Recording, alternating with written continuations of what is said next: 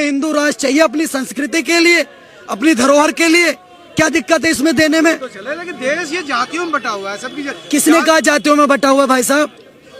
हम तो कहते हैं जात पात की करो विदाई, हिंदू हिंदू।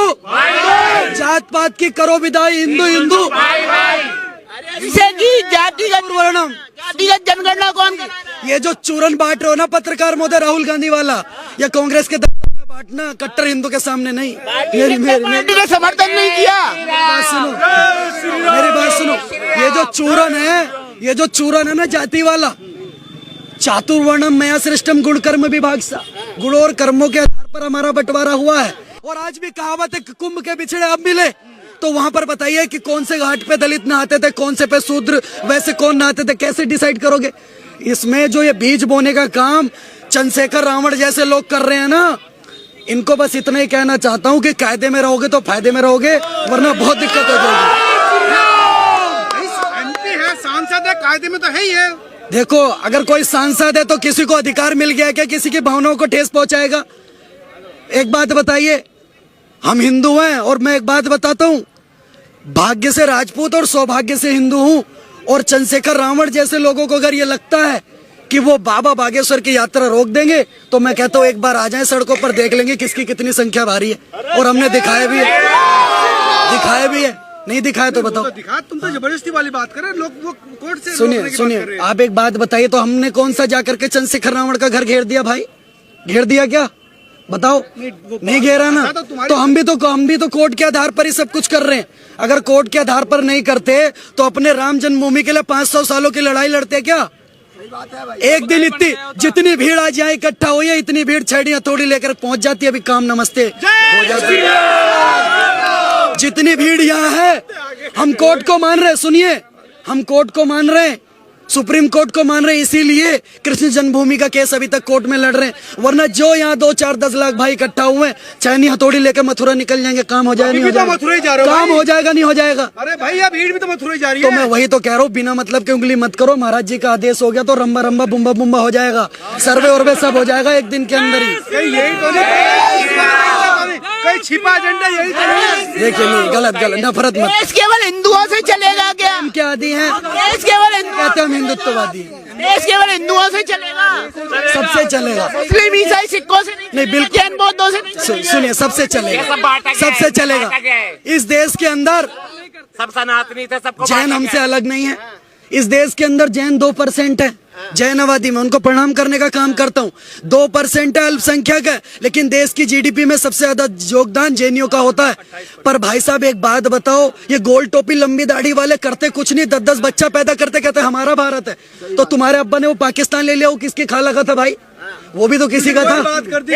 फिर बाबा क्यों उन्हें अपने साथ लेके चल रहे हैं? क्यों मुस्लिमों को साथ लेके चल रहे हैं? देखिए, हम मुसलमानों के विरोधी नहीं है, हम तो रसखान के भी दोहे गाते हैं। हम तो कहते हैं मानो हो तो वही रसखान, बसो बरस गोकुल गांव के गौरव। कबीर के भी दोहे पढ़ते, एपीजे अब्दुल कलाम को भी सल्यूट करते हैं, अशफाकुल्लाह खान को भी सल्यूट करते हैं, उस्ताद बिस्मिल्लाह खान को भी सल्यूट करते हैं। लेकिन अगर अफजल पैदा करोगे तो वहीं हाथ देकर के बुरहान वानी की तरह निचोड़ देंगे। राहुल गांधी को सुनिए, और मैं एक बात बताऊं, अच्छे रहोगे तो अच्छे से पेश आएंगे, खराब बनोगे तो फिर आपको पता है क्या होगा? दानों को मारने के लिए दानों बनना पड़ता है। ये सनातन जोड़ो पद यात्रा की जगह बीजेपी जोड़ो पद यात्रा बता रहा है। विपक्षियों को, विपक्ष के किसी लीडर को निमंत्रण नहीं किया बाबा की यात्रा। मेरी बात सुनिए, विपक्ष के सुनिए, विपक्ष के जितने भी नेता हैं, ये लोग 2 कोटी के नीच आदमी, इनको राम जन्मभूमि में जाने में दिक्कत होती है। ये राम मंदिर पे नहीं गए, ये राहुल गांधी राम मंदिर पे नहीं गए, 2 कोटी का नीच अखिलेश यादव भी। और ये कहाँ जाते हैं? ये बाबर की कब्र पे फातिया पढ़ने के लिए जाते। तो राम जादो और हराम जादो में अंतर है। यहाँ पर जो लोग आए हुए हैं वो राम जादे हैं, और जो इसका विरोध कर रहे हैं वो हराम जादे। देख लो कौन है। और एक और सवाल, भीम आर्मी के लीडर बोल रहे हैं कि बाबा इतने शक्तिशाली हैं, डायरेक्ट हनुमान जी से बात होती है तो इतनी सुरक्षा में क्यों घूम रहे हैं? सुरक्षा छोड़ दें बाबा। मेरे एक मिनट रुकिए, सुनिए। अगर किसी को मैं एक बात बता रहा हूँ, देखो, ऐसा कहते हैं ना कि जिसके हाथ में शक्ति होती है ना, वो थोड़ा झुकता है। जिस पेड़ में फल लगते हैं वो पेड़ झुक जाता है। समझ रहे हो इस बात को? मेरी बात का समझने का प्रयास करना।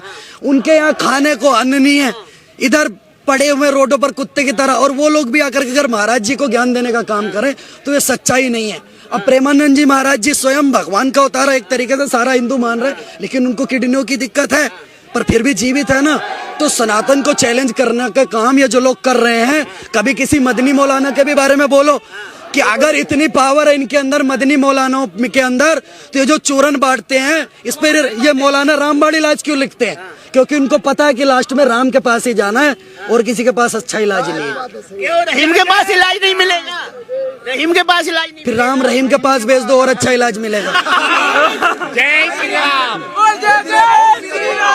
अभी इन्होंने पूछा कि रहीम के पास क्यों नहीं जाते, तो रहीम के पास, सुने, रहीम के पास हलाला मिलेगा।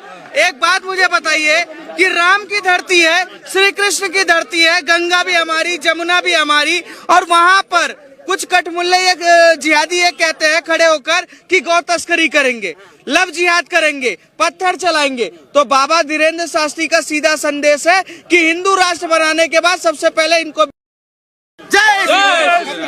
गंगा जमुनी तहजीब की बात छोड़कर आप पीछे फाड़ने की बात कर रहे हैं। सर गंगा जमुना हमारी, तहजीब हमारी, इनका जब कुछ है ही नहीं है, खुद कन्वर्टेड है तलवार के दम पे, जिन्होंने सलवार पहना हुआ है, जिनका खुद का इतिहास नहीं है, जिनको ये भी नहीं पता कि ऊपर कौन नीचे कौन। कहानी के नाम पर इन्होंने एक वो खोल रखा है कोठा, जहाँ पर इनको चाहिए मजा।